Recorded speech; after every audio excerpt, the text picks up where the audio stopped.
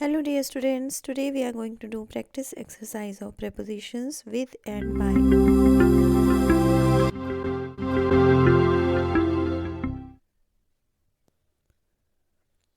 Fill in the blanks with और by. अभी आपको कुछ sentences दिखाने वाली हूँ मैं जिसमें कि आपने या तो फिर with यूज़ करना होगा या फिर by यूज़ करना होगा। तो चलिए देखते हैं first sentence, cut the Apple dash a knife. तो सोचिए यहाँ पर आपने कौन सी preposition यूज़ करनी है, with या फिर by। यहाँ पर आपने लिखना है with, cut the Apple with a knife. जब भी हम किसी नॉन लिविंग थिंग की बात कर रहे होते हैं, कोई टूल या इंस्ट्रूमेंट जिससे कि हमने कोई काम किया है, तो वहाँ पर हमने विद को ही यूज़ करना होता है, वहाँ पर हमने बाय यूज़ नहीं करना होता है। ओके, इसके ऊपर ऑलरेडी मैंने वीडियो बनाया हुआ है कि विद और बाय में क्या डिफरेंस होता है, जिसे आप देख सकते हैं, जिससे कि आपको ये कॉन्सेप्ट बहुत अच्छी तरह से क्लियर हो जाएगा। तो अभी हम देखेंगे second sentence, this essay was written dash me. तो सोचिए यहाँ पर विद आएगा कि बाय आएगा। बाय आएगा यहाँ पर, क्योंकि बाय का मीनिंग होता है उसके द्वारा। ठीक है, ये ऐसे मेरे द्वारा लिखा गया था। ओके, इस सेंटेंस का मीनिंग ये है। तो इसका आप ये भी कह सकते हो कि इसका मीनिंग ये है कि ये ऐसे मैंने लिखा था। एक्चुअली ये एक पैसिव वॉइस है, एक्टिव पैसिव वॉइस भी होते हैं इंग्लिश ग्रामर में। अगर आपको एक्टिव पैसिव समझने हैं तो उसके ऊपर भी ऑलरेडी मैंने एक वीडियो बनाया हुआ है जिसे आप देख सकते हैं और इस कॉन्सेप्ट को भी अच्छी तरह से समझ सकते हैं। तो अभी हम देखेंगे एक और सेंटेंस जिससे कि आपको समझ में आएगा कि विद और बाय हम कहाँ कहाँ पर यूज़ करते हैं। Number 3, he doesn't agree dash me. तो यहाँ पर आप क्या लिखेंगे, यहाँ पर विद आएगा या बाय आएगा। यहाँ पर आपने लिखना है विद।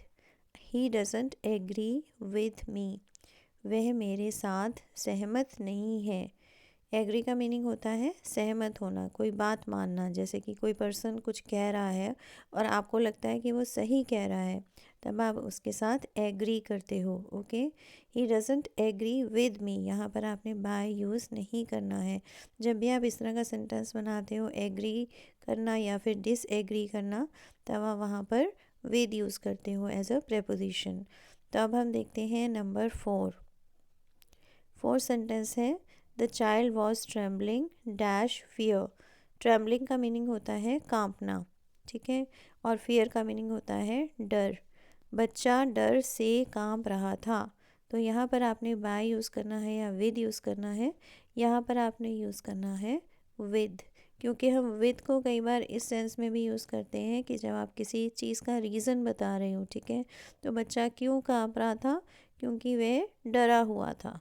ओके, तो यहाँ पर आप एक तरह से इसका रीज़न बता रहे हो कि उसके कांपने का रीज़न क्या था, डर था। ठीक है, the child was trembling with fear.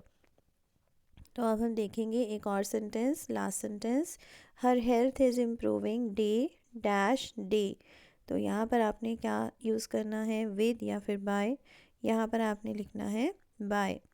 उसकी हेल्थ यानी उसकी सेहत दिन प्रतिदिन सुधर रही है। इम्प्रूविंग मीन्स सुधर रही है। ओके, उसकी सेहत दिन प्रतिदिन सुधर रही है। जब भी आप इस तरह का सेंटेंस बनाते हो, day by day, minute by minute, ठीक है, तो आपने वहाँ पर बाय लिखना होता है, कोई और प्रेपोजिशन यूज़ नहीं करनी होती है।